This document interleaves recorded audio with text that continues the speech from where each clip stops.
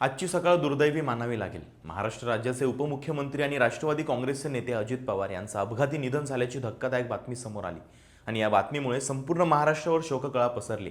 अजितदादा सभेसाठी मुंबईहून बारामतीला यायला निघाले होते। 28 जानेवारीच्या सकाळी त्यांच्या VSRद्वारे ऑपरेट केलं जाणारं एक लिअरजेट 45 या एअरक्राफ्ट विमानाचा अपघात झाला। बारामतीमध्ये लँड होत असताना विमानात तांत्रिक बिघाड झाल्याने कंट्रोल गेला आणि क्रॅश लँडिंग करावं लागलं। त्यातच विमान जवळच्या शेतामध्ये येऊन कोसळलं आणि विमानाने पेटच घेतला।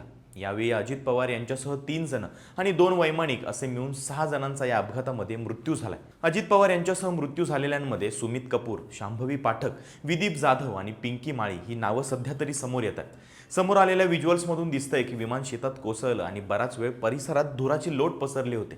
बातमी समजताच रेस्क्यू सुरू झालं, पण आग इतकी भीषण लागली होती की कुणाचाही जीव वाचू शकला नाही आणि सर्वांचा जागीच मृत्यू झाला।